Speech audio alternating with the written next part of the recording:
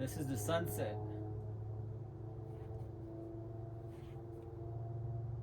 It's a low energy day. There's hardly things moving around here, but there is some movement around here.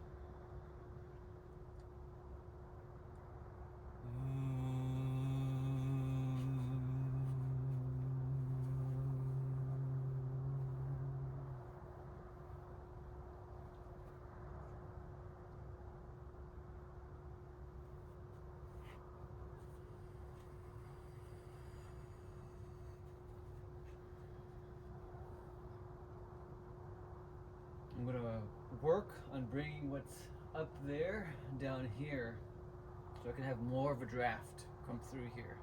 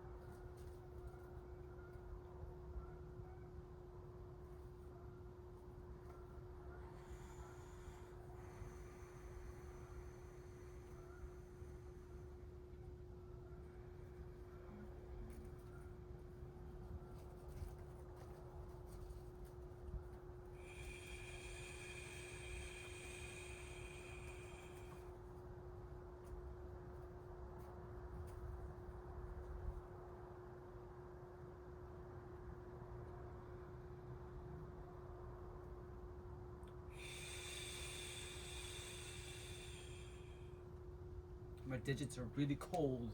But you saw that, right? Ugh. I've been on here for about 11 minutes now. And so within about 10 minutes of like just coming out, working with the environment and getting freaking cold, I managed to get this to respond a lot stronger, maybe like about 3 times stronger than what it used to be. Kind of have to work on how I gauge the quantity. I mean, when we go out to train with Michael, Daniel, Ian, and Lisette, and he oftentimes asks us to work on an environment in such a way where if we received it very low energy, to bring it up, and we bring him up in notches, and he always notices, feels like it kind of increased by double or quadruple or even more. And it was always a good confirmation for us to feel like, oh, we were able to go and exceed the limitation that we had. We received a certain environment, and that was the limit it was working on, and we all 3-4 of us just work on it. That is something to notice, is that when you do work on something, on your environment, is to feel the difference between low energy to a higher, and then the notches in between, because aerokinesis can get even wilder than what you just saw right now. Aerokinesis is just really a gateway to, you're working with nature, you're working with the forces of nature, and with working with them, they can go from different levels, speeds, intensities, and to work with really intense environments takes a certain type of environment that you have to build, unless you're given that environment by someone. You would have to otherwise just build it yourself. So working with the energy that we have here now, you see how still it has been? Me talking and me shivering with cold. Gotta have to step back from talking and reconnecting with this. And you see how it does have a certain magnetic response. It's moving more now than it was.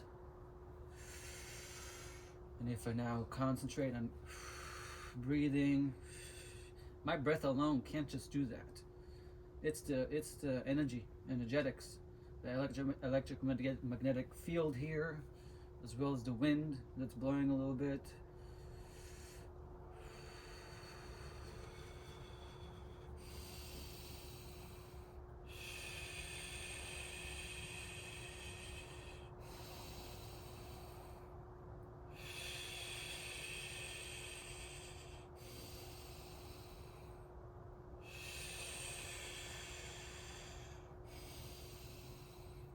I don't have any shoes on, too.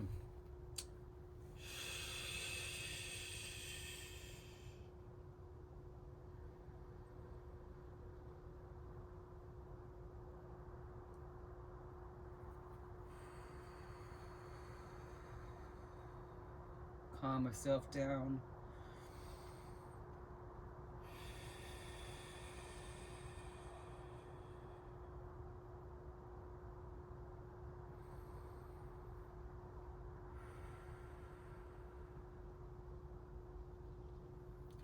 In being calm, I can start working with things, put more concentration into them.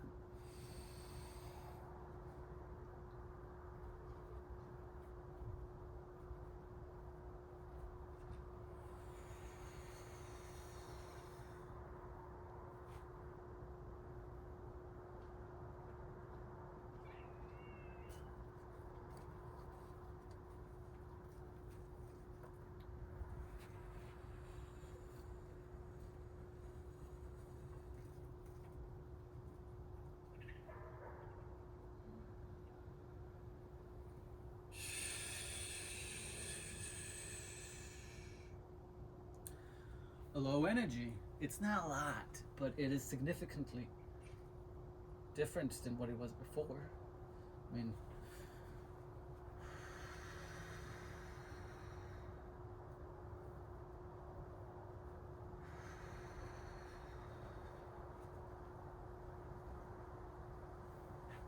it's picking up. This can become even stronger.